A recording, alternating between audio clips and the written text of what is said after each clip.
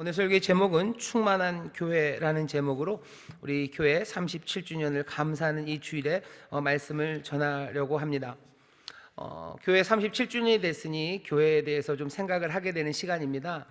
근데 우리 교회 37주년 때문만은 아닙니다. 죄송합니다.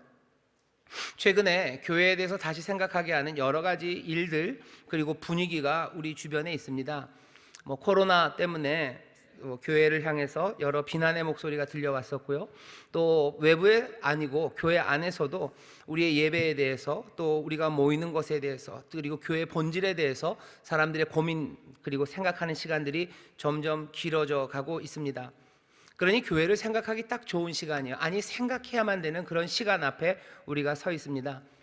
성경 말씀에서 교회에 대한 가르침을 찾으려면 여러 곳에서 교회를 가르치지만 책 하나, 어떤 완성된 이야기 하나를 찾자면 여기 있는 이 에베소서입니다. 바울이 에베소 교회에 보낸 편지예요. 그리고 에베소에 있는 사람들, 에베소 교회뿐만 아니라 그리스도 예수 안에 있는 모든 신실한 사람들에게 보낸 편지입니다. 이 편지를 보낼 때는 그냥 괜히 심심해서 보내지는 않죠. 특별한 문제 때문에 보내고요.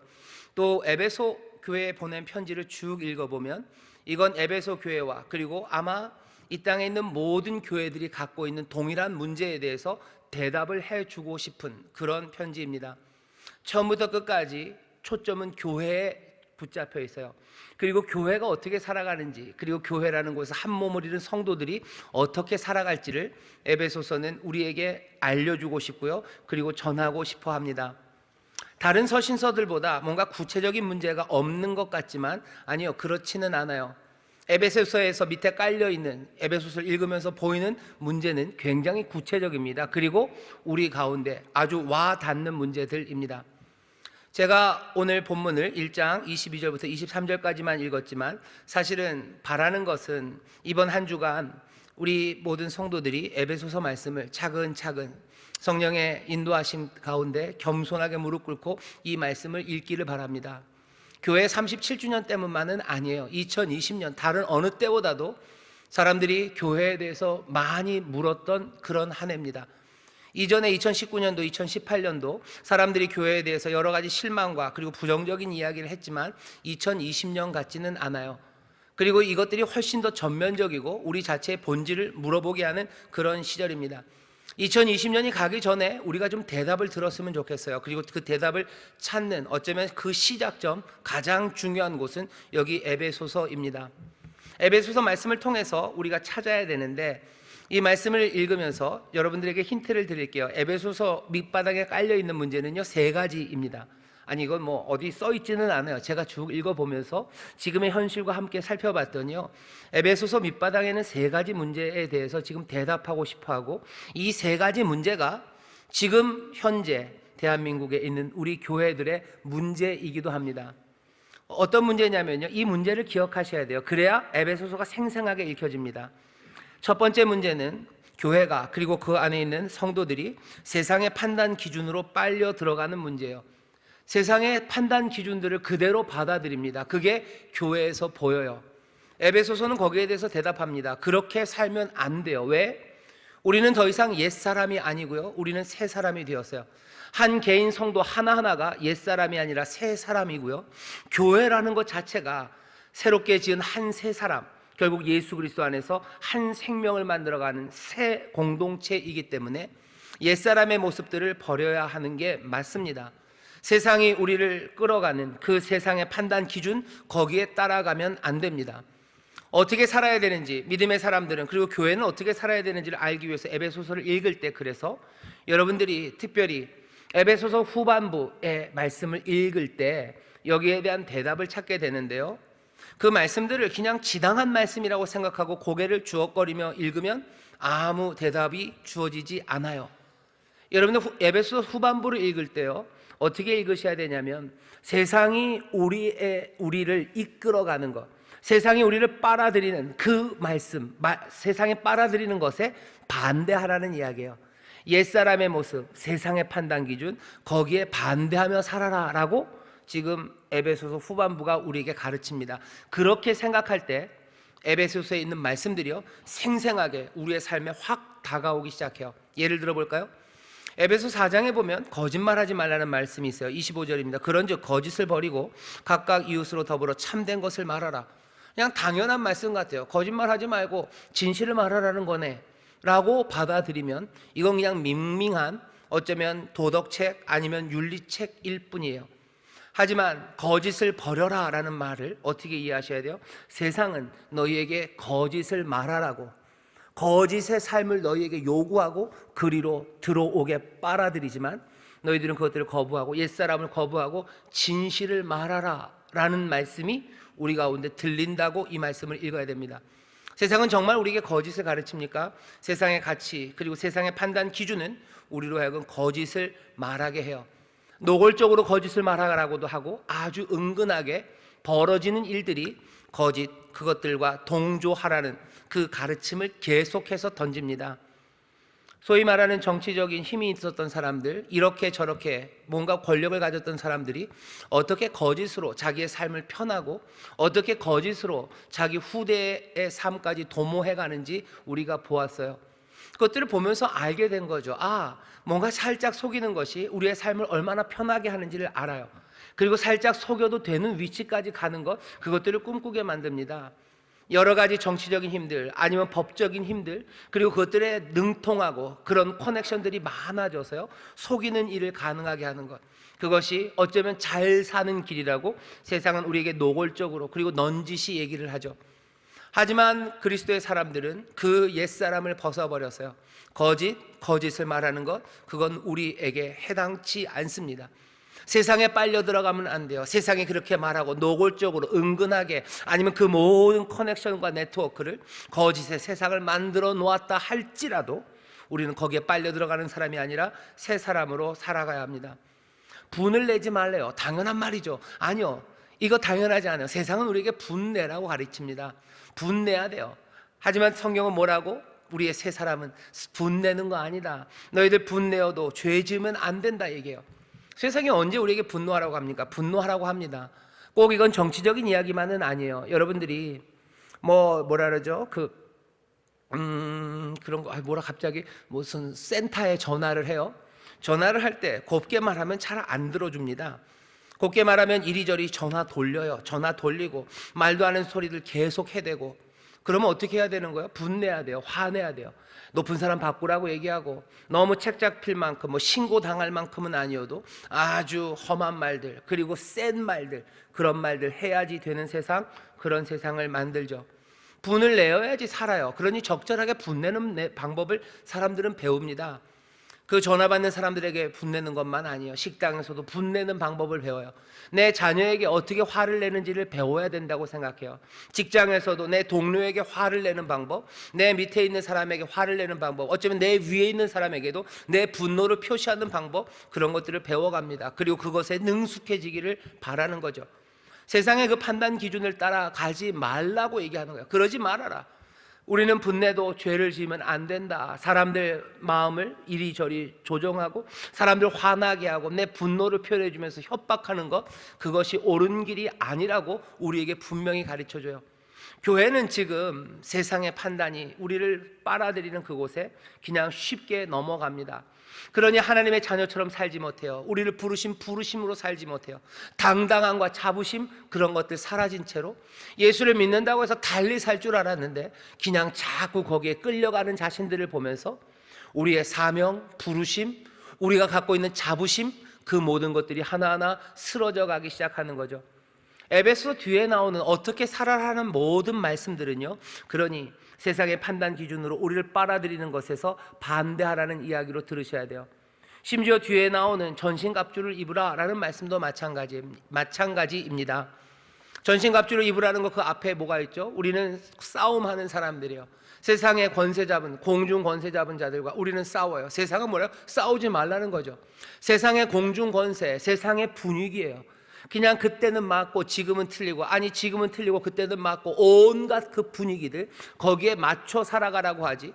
세상의 공중 그 애트모스피어, 이 대기, 여기에 있는 이 기운들, 그리고 여기가 끌고 가는 그 분위기들, 거기에 맞서 싸우라고 얘기하지 않아요. 하지만 세상은 뭐라고? 맞서 싸우지 말고 따라가라 얘기하죠. 시편의 식으로 말하면 오만한 자의 자리에 앉는 거예요. 죄인의 길을 따라가는 거예요. 그냥 세상 따라가는 거. 분위기가 그렇게 가는데 그리 가야지 라고 말해요. 거기에 어긋나면 안 된다고 가르칩니다. 그런데 우리에게 뭐라고 얘기하시는 거예요? 세상의 가치가 우리를 빨아들이는 거.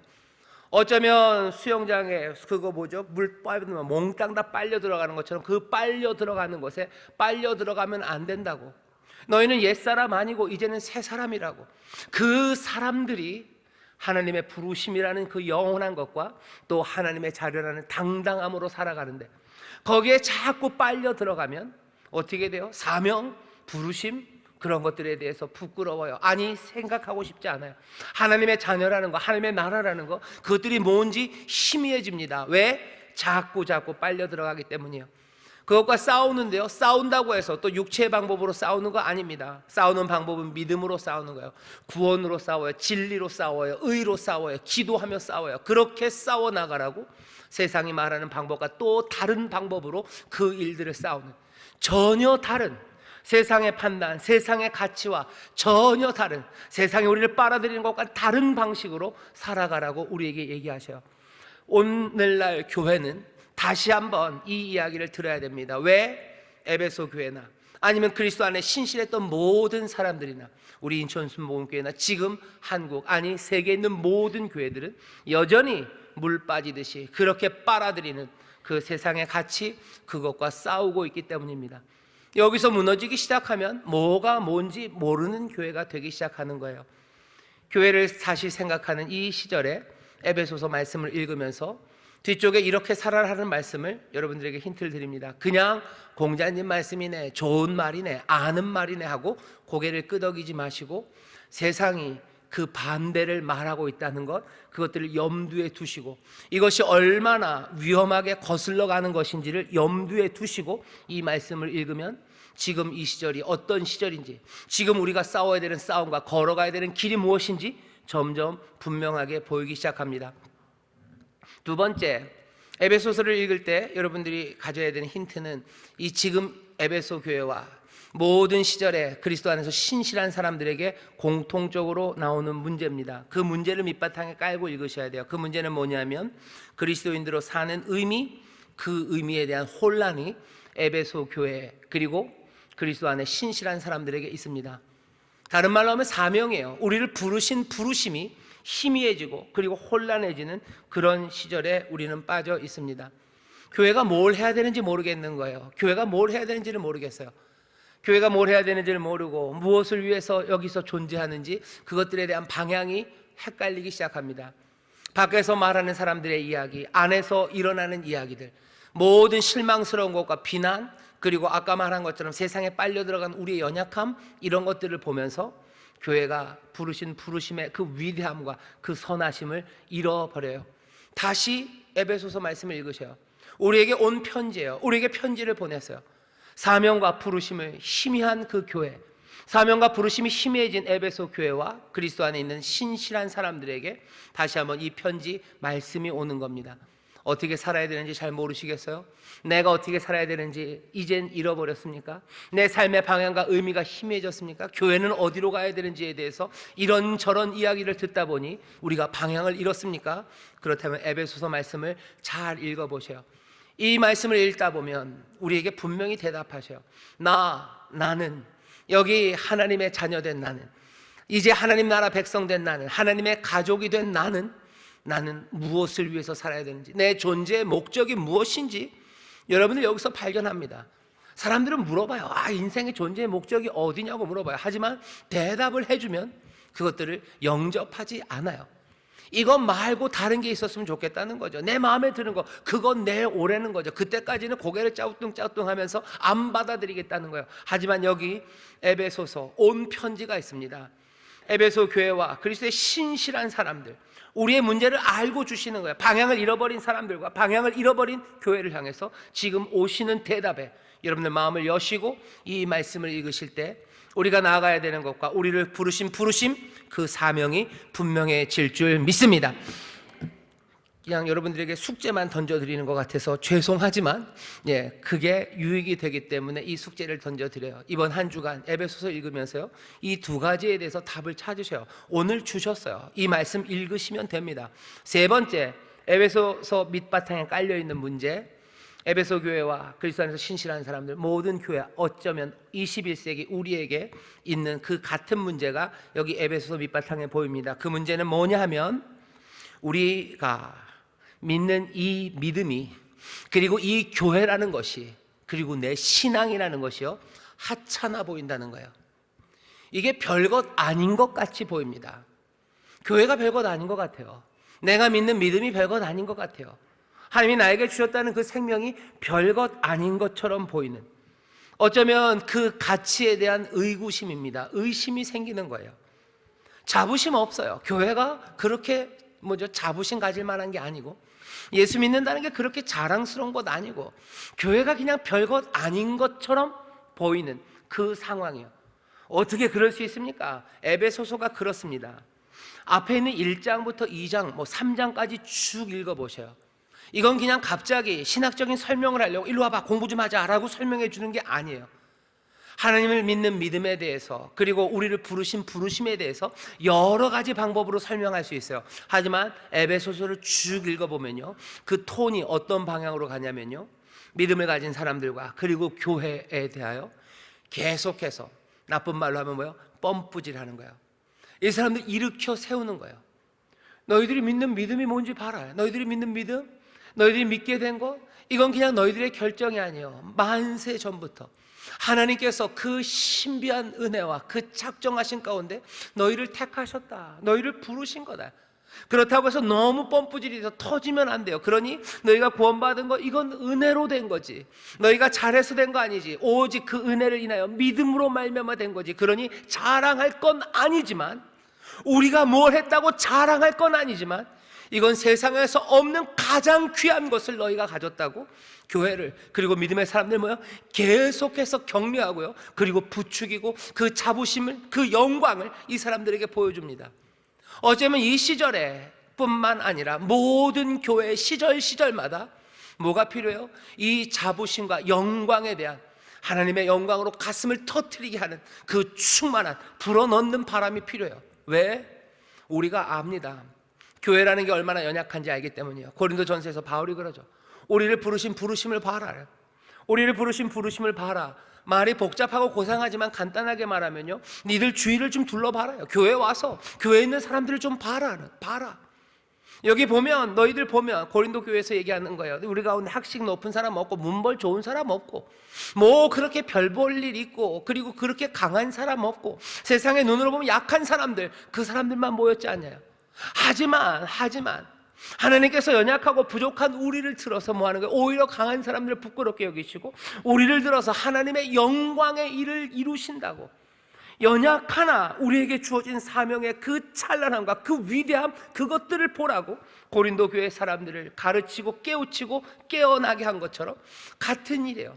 에베소 교회는 그 자부심이 회복돼야 돼요. 에베소 교회뿐만 아니라 그리스도 안에 있는 모든 신실한 사람들은 이 자부심이 회복돼야 됩니다. 왜? 우리를 들어보면 우리에게 연약함이 있기 때문이에요. 교회가 얼마나 연약합니까? 교회는 만민이 기도하는 집이에요. 왜 기도합니까? 왜 나와서 찬송하고, 왜 매달려서, 왜 손에 잡히는 게 없기 때문이죠. 눈에 보이는 게 없는 사람들이죠. 손에 모든 세상의 좋은 것들을 가진 사람들, 그 사람들은 보리떡 5개 먹으러 나오지 않습니다. 그 사람들은 그 빈 들판으로 외치는 소리를 들으러 나가지 않습니다. 하지만 연약한 사람들, 깨지고 가난한 사람들, 마음이 무너진 사람들, 그 사람들이 주님 앞으로 나오는 거예요. 이건 그냥 단순히 상상의 얘기가 아니에요. 이건 현실에 관한 이야기입니다. 모르겠어요. 여기 혹시 무슨 장관님 와 계신가요? 안 계셔요? 여기 무슨 국회의원 와 있나요? 없어요. 여기 무슨 대단한 박사들 계셔요? 없어요. 여기 무슨 대단한 재벌이 지금 와 있습니까? 없습니다. 그렇게 대단한 사람이 예수님 믿게 되고 예수님 앞에 겸손하게 나왔다면 그건 하나님의 은혜예요. 하지만 그것 아닌 경우에는, 아니 그렇게 세상에서 존경받는다 할지라도 주 앞에 나온 사람들 깨진 마음으로 나오는 거예요. 하나님 앞에 은혜를 구하며 나오는 거예요. 교회는 그런 곳입니다. 그런 곳이에요. 근데 이것만 해도 좀 그냥 받아들일 수 있어요. 좀 낭만적이죠. 그죠?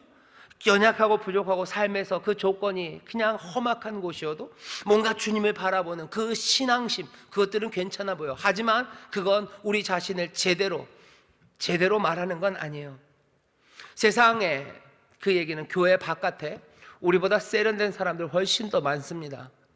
세상, 여기 교회 말고 이 바깥에 심지어는 우리보다 더 도덕적인 사람들 더 많습니다.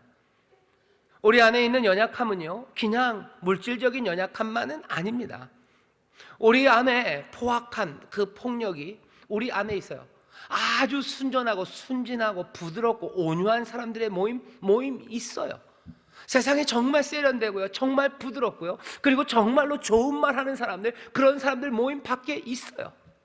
하지만 우리를 보면 사람들이 교회에 대해서 온갖 부정적인 이야기를 지금 하죠. 교회가 어떤 일이 일어나는지 몰라서이기도 하고, 때로는 고의적으로 부정적인 말을 하지만 그 부정적인 말을 하는 근본적인 이유는 우리 안에 정말로 문제가 많기 때문이죠. 우리 안에 탐욕이 있고, 우리 안에 이기적인 게 남아있고, 우리 가운데 폭력적인 게 있고, 우리 가운데 거친 것이 남아 있습니다. 그러니 이것은, 이 문제들이 밝혀지고 드러날 때마다 모든 믿음의 사람들을 고통스럽게 하는 거예요. 가슴 아프죠. 가슴 아프죠. 내 가슴이 아플 뿐만 아니라 싸늘함이 느껴져요. 믿음이 약했던 사람들, 아니 교회 안에서도 그런 것들을 발견하게 되면 식어져가는 마음이 그냥 느껴집니다. 여기 온도가 확 내려가는 게 느껴져요. 그리고 또 어떻게 해요? 교회에 대해서 절망하며 교회를 떠나가는 사람들, 그 사람들이 우리 가운데 보여집니다. 교회가 실망스러운 게 정말 많아요. 그리고 부족하고, 그리고 못난 모습이 정말 많습니다. 하지만 오늘 에베소서가 우리에게 알려주는 것은요, 그 연약함과 그 부족함이 있음에도 불구하고 우리를 일으켜 세우는, 우리 안에 있는 그 영광과 우리 안에 있는 그 위대함을 에베소서는 우리에게 알려주고 있고, 그리고 우리도 알아야만 합니다. 우리는 연약해요. 그리고 우리는 부족해요. 세상이, 그리고 또 우리 안에서도 교회에 대하여 말하는 온갖 부정적인 이야기들과 비판적인 이야기들, 그것이 몽땅 다 거짓말은 아닙니다. 그러니 교회가, 그리고 성도들이 점점점 마음이 쭈그러드는 것, 그것이 사실이에요. 하지만 그것은 오늘의 문제만은 아닙니다. 에베소 교회도 그랬고요, 모든 그리스도의 신실한 사람들은 그랬어요. 왜? 우리가 연약했기 때문이에요. 남들 볼 때 못난 게 맞기 때문이에요. 하지만 거기서 멈춰서는 안 됩니다. 바울이 세상의 가치를 따라가는 사람들에게 준 말이 있어요. 그리고 사명과 부르심을 잃어버린 사람들을 가리킵니다. 또 에베소서, 여기 이 말씀에서 자부심을 잃어버린 사람들, 점점 쪼그라드는 교회와 그 성도들에게 지금 어떻게 이들을 치어업한다 그러죠. 일으켜 세우는지 여러분들 보셔야 돼요. 첫 번째, 어떻게 하는지 아셔요? 바울은 감사하기 시작합니다. 불평, 그리고 비난 있을 수 있어요. 부족한 것들 보면서 서운해할 수 있어요. 하지만 우리 안에 있는 자부심을 끌어올리려면 제일 먼저 해야 되는 건 감사합니다. 오늘 22절부터 23절까지 있지만 한 덩어리는 15절부터 시작돼요. 거기 바울이 이렇게 시작합니다. 이를 인하여 주 예수 안에서 너희의 믿음과 모든 성도를 향한 사랑을 나도 듣고 너희를 인하여 감사하기를 마지 아니하고 내가 기도할 때에 너희를 말하노라. 바울이 어떻게 시작해요? 내가 너희의 믿음을, 그리고 너희의 사랑을 들었다는 거예요. 감사합니다. 뭐 때문에? 주 예수 안에서의 믿음이 너희에게 있기 때문에 감사해요. 너희가 모든 성도들을 사랑하는 사랑이 있기 때문이에요. 믿음은 겨자씨만 할지 모릅니다. 그리고 그 사랑은 여전히 부족하고 거칠지 몰라요. 그래도 그리스도 안에 있는 믿음과 그리고 그 사랑이 시작되었다는 것, 이것으로 감사해요. 왜? 바울은 믿기 때문입니다. 너희 안에서 선한 일을 시작하시는 이가 그것을 온전히 이루실 것들을 소망하고 믿음으로 붙잡아요. 그러니 여기 그 시작으로 바울은 감사합니다. 우리가 자부심이 꺾일 만큼 교회에 대한 실망과 그리고 아픔, 나 자신에 대한 그리고 슬픔이 있을 수 있어요. 이건 교회와 한 개인에 관한 이야기만도 아닙니다. 우리의 가정을 볼 때도 마찬가지예요. 우리의 가정을 보면서 아무것도 감사할 만한 거, 아니 자부심을 가질 만한 게 없죠. 그러니 우리 집이 부끄러워요. 우리 집이 어디 내놓을 게 없어요. 뭐 공부를 잘하는 것도 아니고 뭐 잘생긴 것도 아니고 심지어 키가 큰 것도 아니에요. 평균 신장보다도 작아요. 그리고 뭐 대단한 재산이 숨겨져 있는 것도 아니고 뭐 역사적으로 우리 집안이 뭐 나라의 무슨 애국자 집안 그런 것도 아니에요. 아버지가 말은 하지 않는 것 같지만 어쩌면 우리 할아버지는 친일파일지도 모른다는 의심이 들 만큼 어쩌면 부끄러운 집안인지도 몰라요. 그러면 무엇으로 자부심을 갖습니까? 그냥 그렇게 찌그러져서 사는 겁니까? 아니요, 그렇지 않아요.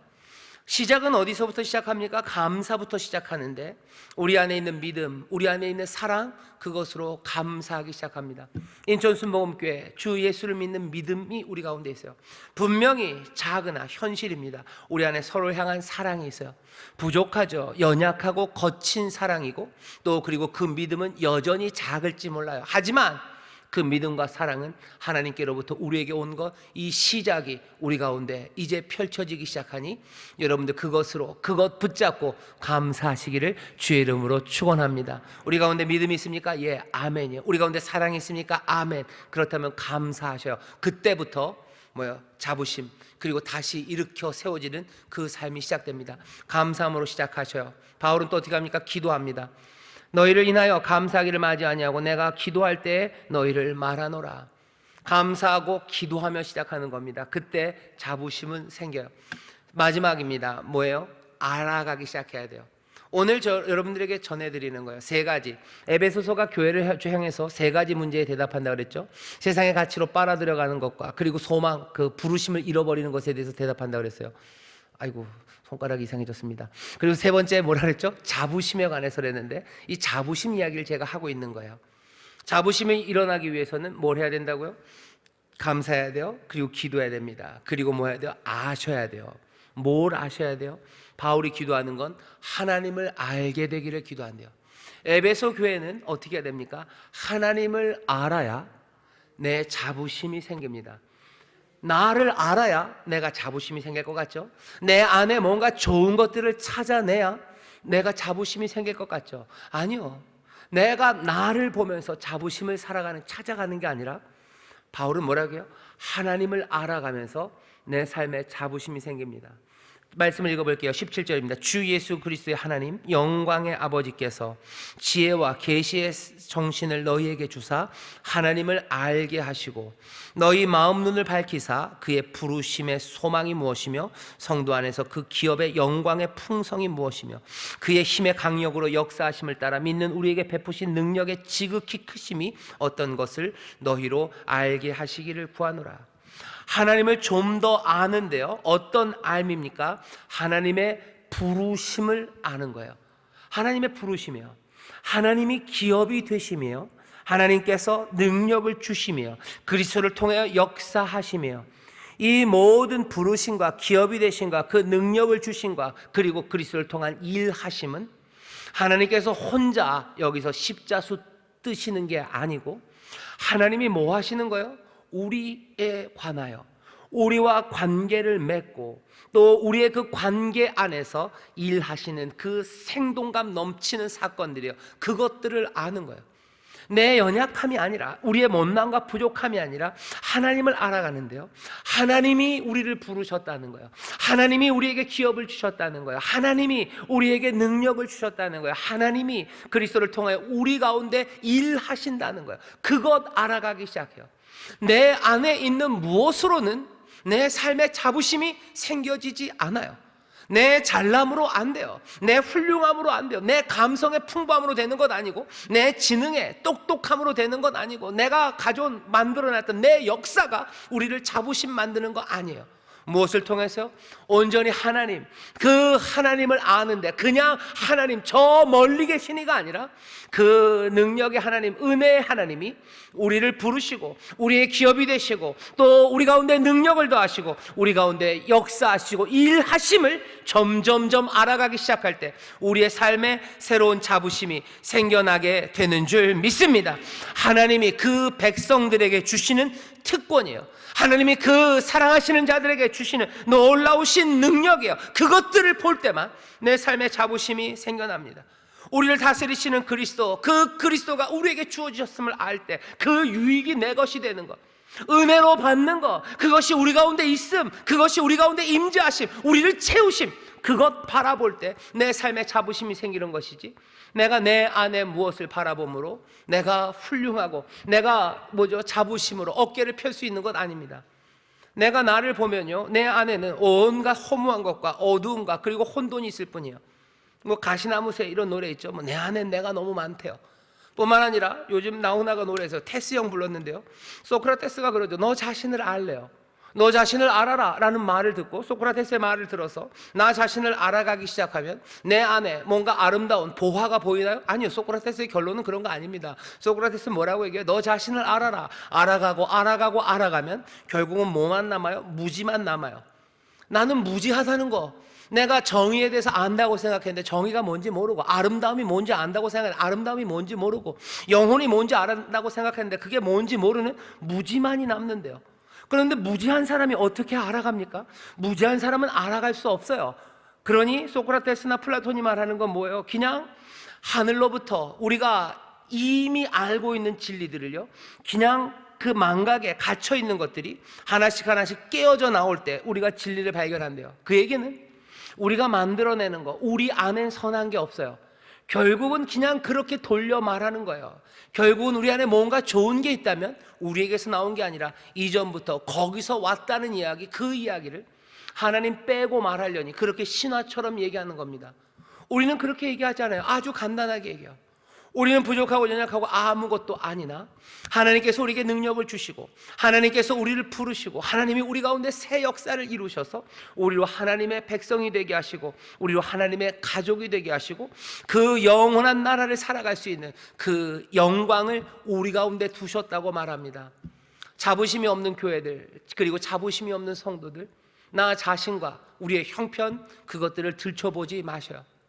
교회는 하나님 보는 겁니다. 하나님을 알아가는 거예요. 하나님의 부르심, 하나님의 능력, 그 권세, 그것을 우리와 관계 맺으심, 그것이 우리 가운데 점점 더 생동감 있게 나타나기 시작할 때, 우리를 부르신 부르심이 생생하기 시작할 때, 우리에게 주신 하나님의 귀하신 선물이 점점점 생동감 있게 우리에게 보이기 시작하고, 하나님의 그 놀라우신 역사가 우리 가운데 나타나고 그것들이 만져지기 시작할 때, 우리는 어떻게 할 수 있어요?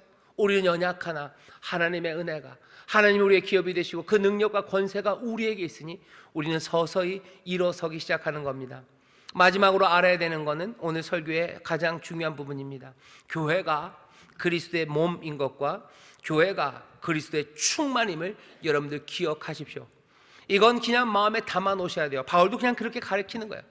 교회는 그리스도의 몸이다. 그리고 교회는 그리스도의 충만이다. 그리스도의 머리 되심을 우리가 알아요. 세상에 있는 모든 것들을 그 발 아래 무릎 꿇었어요. 세상에 있는 모든 이름 위에 뛰어난 이름을 주셨어요. 오늘 에베소서가 말하는 거예요. 그 그리스도, 세상 모든 것에 높으신 머리가 되신 그 그리스도를 하나님께서 어떻게 하셨어요? 교회의 머리로 주셨어요.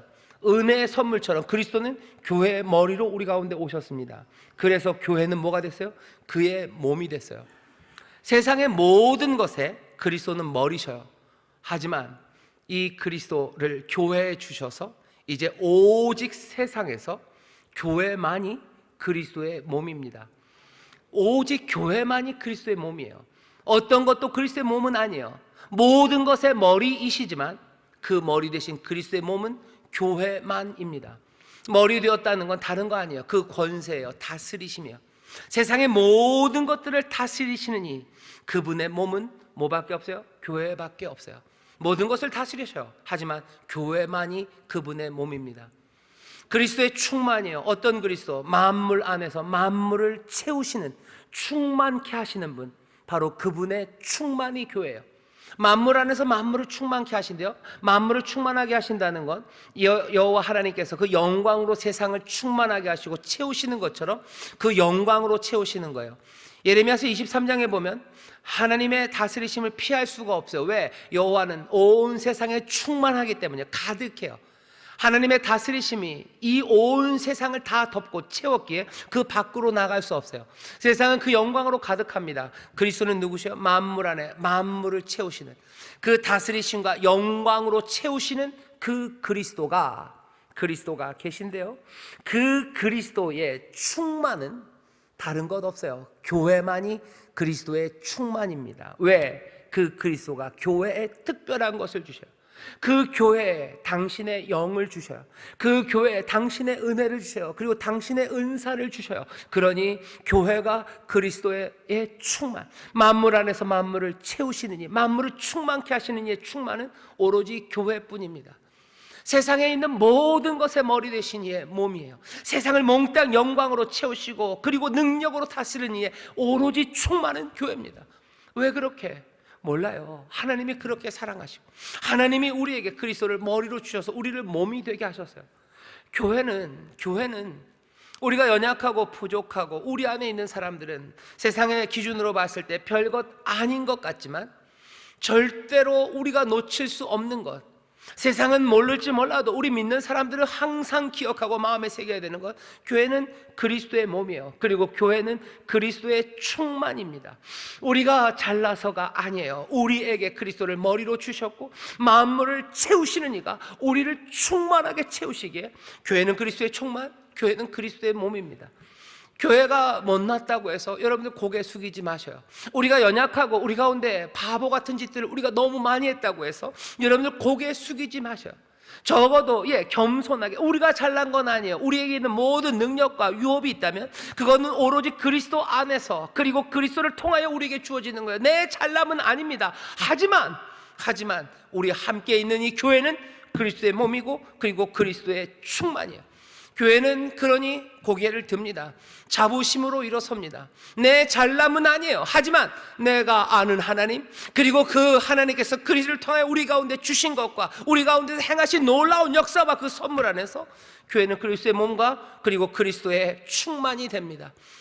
두렵지 않아요. 적어도 이 믿음 안에서 두렵지 않아요. 이 믿음 안에서 주저앉지 않습니다. 그러니 사람들은 핍박과 순교가 있는 그곳에서도 찬송하며 가요. 고개 숙이지 않아요. 내가 잘나서 고개 들고 다니는 거 아니에요. 내 잘남과 우리의 훌륭함이 아니라 이곳은 그리스도의 몸, 여기는 그리스도의 충만이기에 그 영광 가운데 이 사람들은 순교의 길, 그 길을 가면서도 주님 안에서 주를 의지하며 그리스도의 몸의 그 영광 가운데 온 세상을 채우시고 다스리시는 그 그리스도의 몸으로, 그 충만으로 걸어가는 사람들입니다. 이 자부심과 그리고 이 영광을 보는 사람들이 자신들의 사명과 그리고 그 부르심을 잃어버리지 않습니다. 이 자부심이 없는 사람들은요, 우리를 부르심 그것들을 붙잡을 수 없어요. 부르심이 뭔지 들어도요, 거기에 대해서 고개 숙입니다. 그리고 온갖 것들은 다 그들의 눈을 흐려놓아요. 그들의 귀를 막아요. 어쩔 줄 모르고 주저앉게 만듭니다. 그런 사람들은 세상에 빨아들이는 것에 그냥 빨려 들어갈 뿐이에요.